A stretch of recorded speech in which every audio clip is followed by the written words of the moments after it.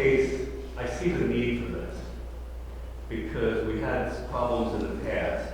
We have tree protection wording in our saldo that a lot of it's good stuff. It belongs there. It's just, all townships have the same thing. It's not like a big restriction for developers. They have to deal with it basically in any municipality that they go to. The problem is it can be circumvented. When we had the Arcadia development, when the clearing happened on that, there were things that didn't conform to the salvo, or at least there were things that a lot of people here in the township were concerned didn't comply with our salvo. And they were told that our salvo did not apply to this, even though the developer was doing it, we had a development plan that had been approved, but that the deed hadn't changed hands and into the ownership of the developer. So therefore, the private property owner is allowed to do whatever they want. We were told. So therefore, the developer just went in and did that and completely circumvented having to comply with our salvo. So we need an ordinance that prevents that. That's a general ordinance that's not in our salvo. Aside from it. And we need to have enforcement power. The only thing that was enforceable in that particular case, or in the case of any logging that goes on in the township, an ENS permit is required. And the person, it's the Montgomery County Conservation District that has the regulations and decides whether the ENS requirements are met. But the Conservation District doesn't have enforcement powers on its own. The Conservation District can come out and say it doesn't comply, but they can't do anything about it. They have to refer it to the DEP. And if the DEP gets on the case, it's a slow-moving bureaucracy. The situation's not going to get taken care of for several months. It's going to be moved. It's not just basically there's not going to really be any enforcement. So in order for the township to be able to enforce any of this stuff, we have to have our own ordinance. Now that being said, that being a justification for us having an ordinance, I would like to make sure that we're really careful that we don't overstep our bounds with the ordinance and step on regular people's property rights. I want people to be allowed to do a logging project if they want to, or anything they want to do with their land. I'm there with this. That's for the purpose of that's what I want to see, plus for the purpose of I want it to be able to, I want the community to be happy with it. It's not have it be a controversial issue. So I was at the EAC meeting, and trees are really important to our environment. We need them for a lot of reasons, and one of the main reasons is we need them to hold on to water. So when you have clear cutting of a lot of trees like that, without taking into consideration what the impact is on the environment, that's a problem. And what happened at Arcadia Station with all those trees going down at once. And that is taken into consideration in the salvo. And then, the amount of canopy that's left or the amount of canopy that's provided, be required as mitigation for the trees that are lost are all part of the stormwater management plan for whatever the development is. Anyway, I think what the EAC is looking for is to be able to go ahead and take the lead on drafting this ordinance, which would then, I believe, should go into the Planning Commission for review. And then when those two bodies are happy with it, then it would come to us. Does that sound like the right routine? Well, Marla, just as an alternative point of view, I mean, I concur with what I've seen in the short time I've been in this township and what I've seen in the adjoining townships. It seems like they have the rules in the salvo to do things the appropriate way, but they seem to be leveraging this, what do you call that, they don't actually exchange the deed with the property owner so they can go in and do things that aren't in the saldo before they do the actual exchange. So at least that's the way it's the way I interpreted it, okay? And that seems to have been what went on over Township Line Road or whatever, right outside of Swikesville. Where they clear cut everything over a quarter of an inch above the ground and then regraded it. But they did that all while the original homeowner or property owner held the deed. Then they transitioned afterwards, which is what I understand happened at Ragusa or Arcadia or whatever. It happens Well, everywhere. no, I mean, just to be fair, they cleared the area that they were supposed to clear for the construction. And I stood it based on the site inspections that were done by our engineers. I don't want to get into a contest on this. Yeah, so They did not come in and just indiscriminately clear. They were allowed a certain area to clear. They cleared it. They caught this township off guard because we didn't know what was going to happen. And there was no ENS put in place as I understood it. should they not have done their caliber checks prior to clearing the land? That's probably, you're supposed to do a survey of the property with caliper checks on all the trees because you're supposed to replace with similar signage or stock. I forget the exact wording, but it's in that. That's something that you could, there's two things you could do code-wise that the township might want to look at. The first would be to add into the saldo, and maybe at the time that this other ordinance is going through with advertisement and publication would be a good time.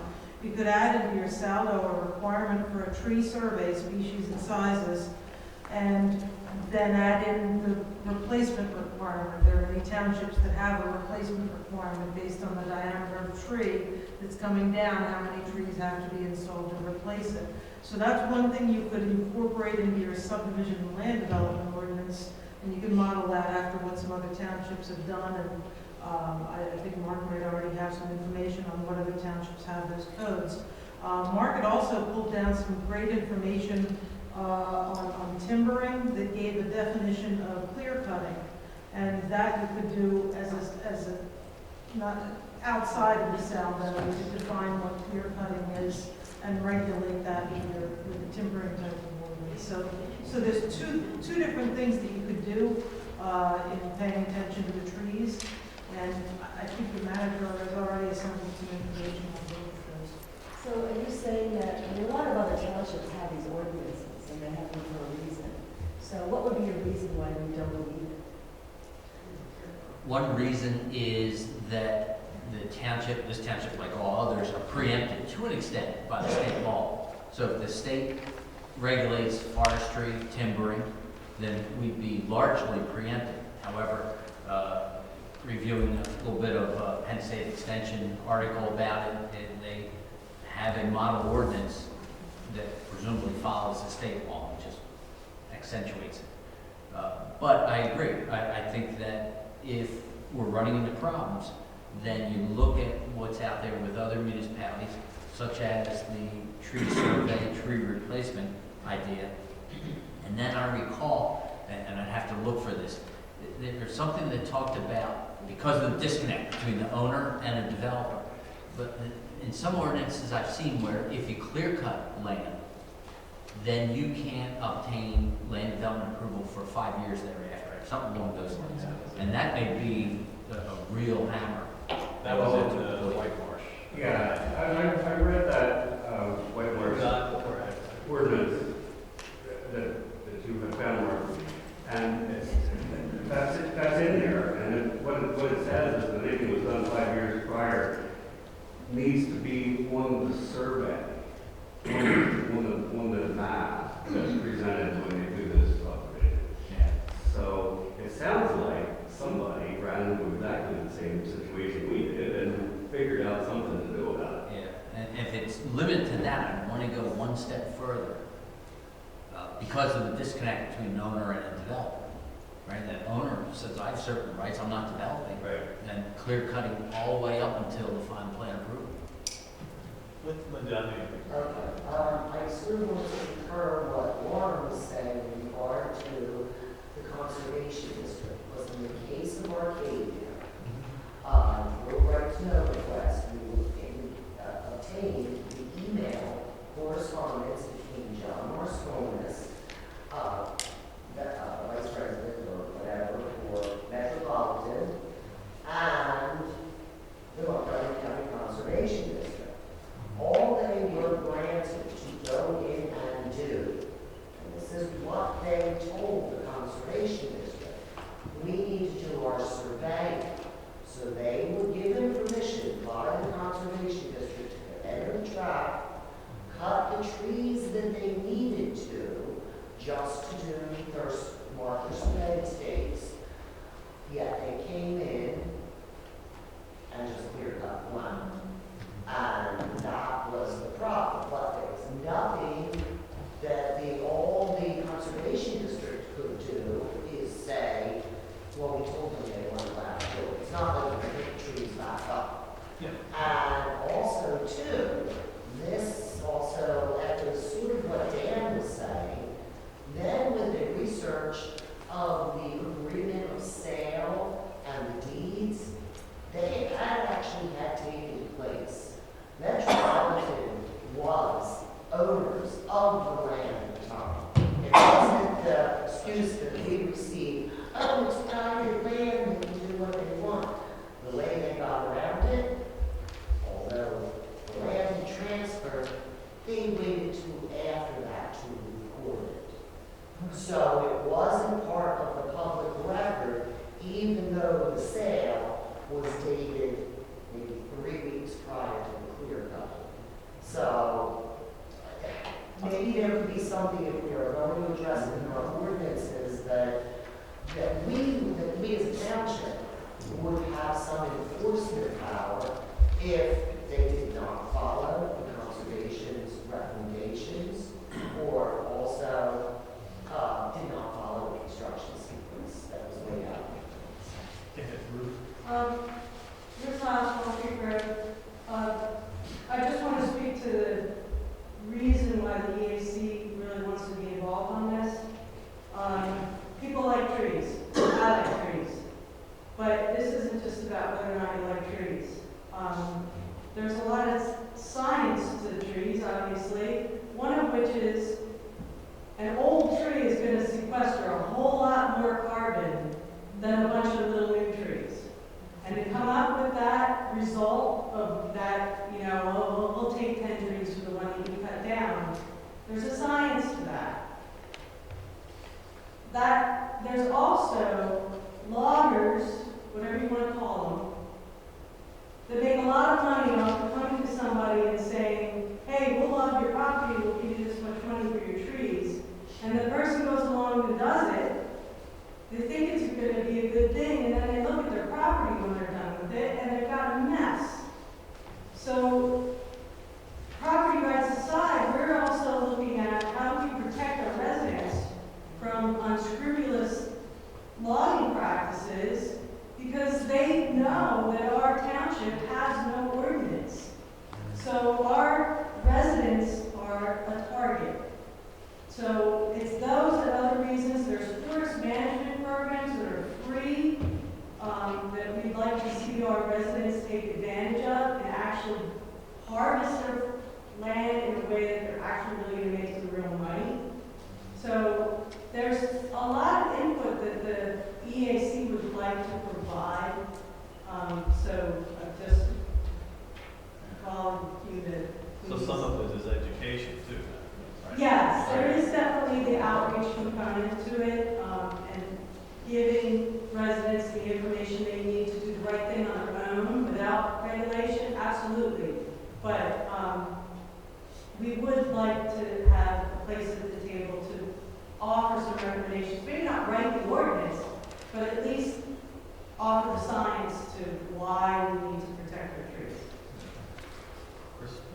Crystal Gilchrist, Girl Road. I think the Saldo ordinance is kind of a no-brainer type of thing. We should have that in our Saldo. It should be part of the development proposal. The harder thing to come to grips with is the additional standalone ordinance. It's just a simple township regulation dealing with how people take down trees. And I understand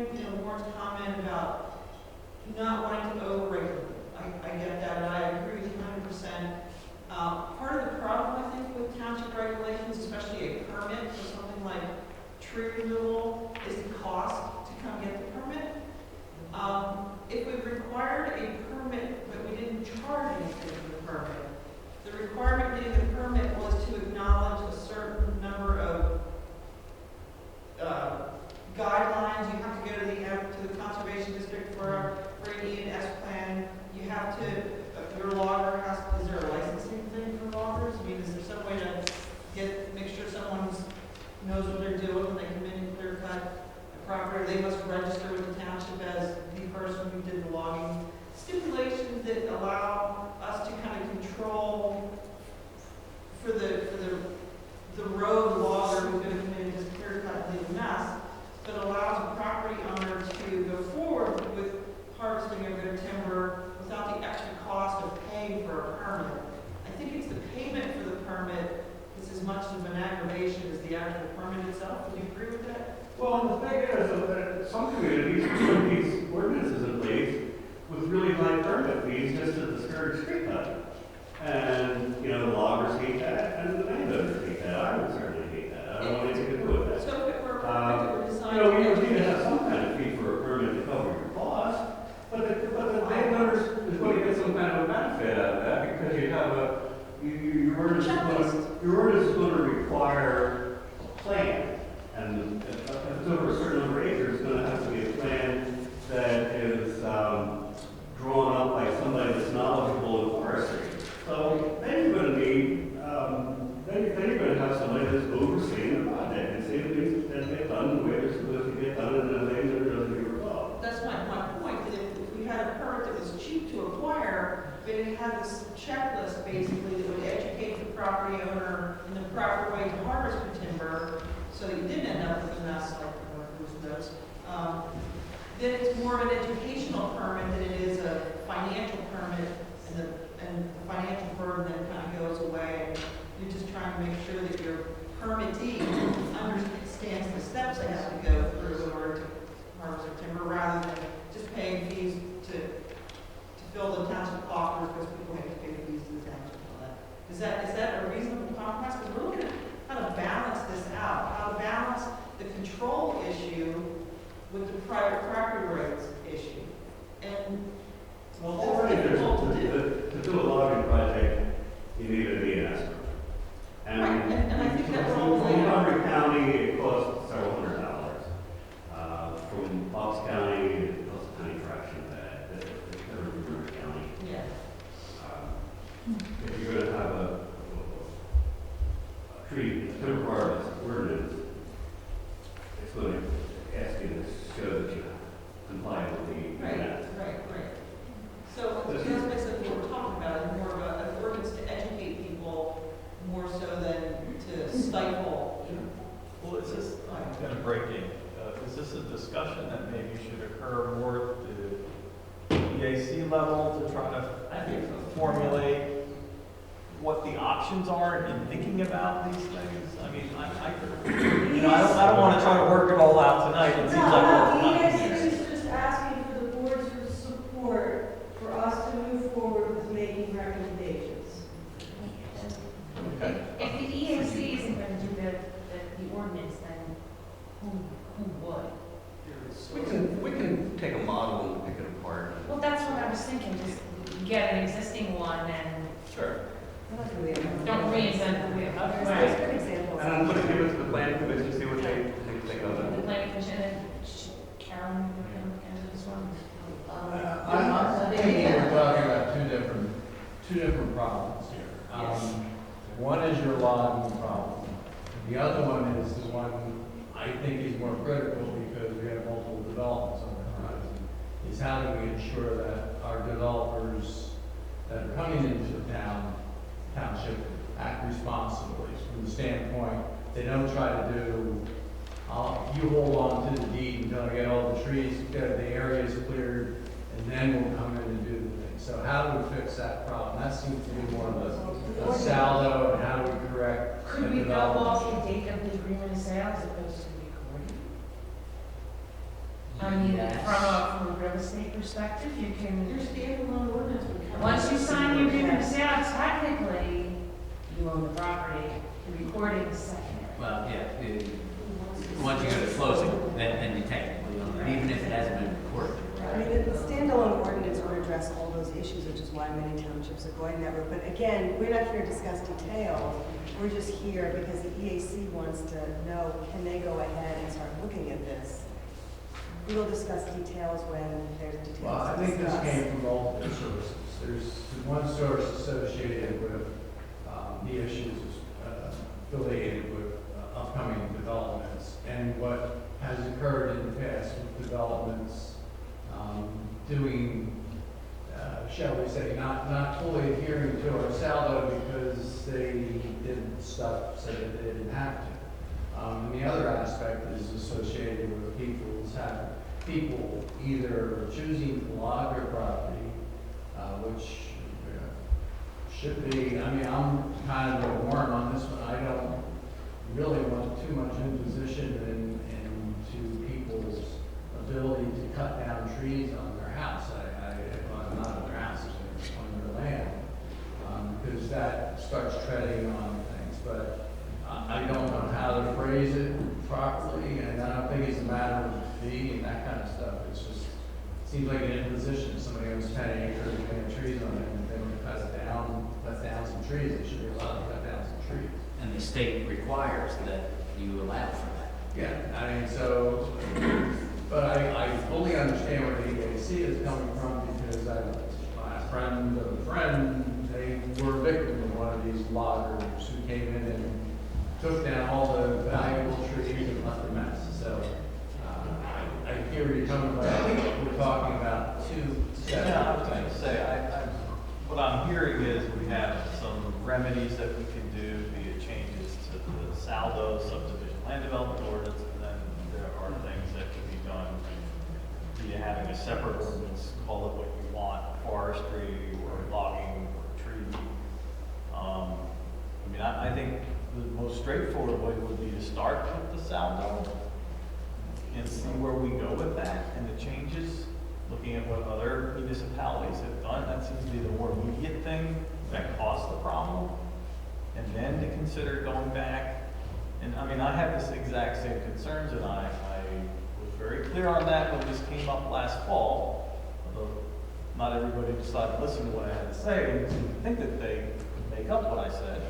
But I was very clear at that time that I was not in favor of an ordinance that would interfere with somebody's right to cut down trees if we're cutting down one or two trees here or there.